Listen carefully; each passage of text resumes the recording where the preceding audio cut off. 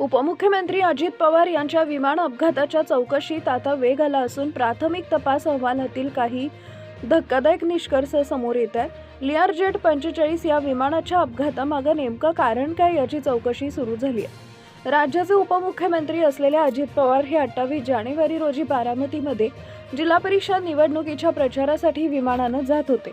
मात्र लँडिंग करताना त्यांच्या विमानाचा अपघात झाला। या अपघातामध्ये अजितदादांसह 5 जणांचा मृत्यू झाला। या घटनेनं राज्यात एकच शोककळा पसरली।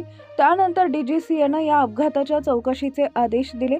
आता या चौकशीतील प्राथमिक अहवाल समोर आलाय। विमानातील तांत्रिक बिघाड आणि वैमानिकाचा चुकलेला अंदाज ही दोन मुख्य कारणं असल्याचं प्राथमिक तपासात दिसून येत आहे।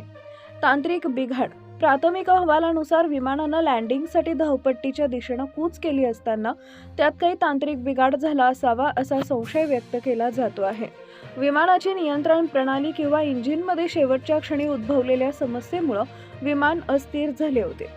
वैमानिकाचा चुकलेला अंदाज अहवालात नमूद केल्यानुसार बारामती विमानतळावर उतरण्याचा प्रयत्न करत असताना वैमानिकाला धावपट्टीचा अचूक अंदाज आला नाही।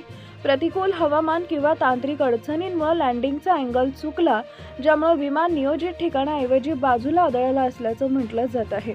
अपघातग्रस्त विमानाचा सारथ्य कॅप्टन सुमित कपूर आणि को पायलट शांभवी पायलट यांच्याकडे होते। कॅप्टन सुमित कपूर हे अनुभवी पायलट होते। मागील अनेक वर्षांपासून त्यांनी पायलट म्हणून जबाबदारी पार पाडली, तर दुसरीकडे शांभवी पाठक यांच्याकडेही पुरेसा अनुभव होता। वैमानिकानं पहिल्या प्रयत्नात विमान सुरक्षितपणे न उतरल्यानं गो अराउंड घेऊन दुसऱ्यांदा उतरण्याचा प्रयत्न केला होता। मात्र याच दरम्यान विमानावरचं नियंत्रण सुटल्यानं भीषण अपघात झाला। जरी हा प्राथमिक अहवाल असला तरी नागरी विमान महासंचालनालय आता ब्लॅक बॉक्समधील संभाषणावर आणि तांत्रिक डेटावर लक्ष केंद्रित करत आहेत। या बॉक्समधून मिळणाऱ्या माहितीमुळे वैमानिकानं शेवटच्या क्षणी काय संवाद साधला आणि विमानात नेमका कोणता तांत्रिक बिघाड झाला होता याचं चित्र स्पष्ट होणार आहे। अंतिम अहवाल येण्यासाठी किमान 21 दिवसांचा कालावधी लागण्याची शक्यता आहे।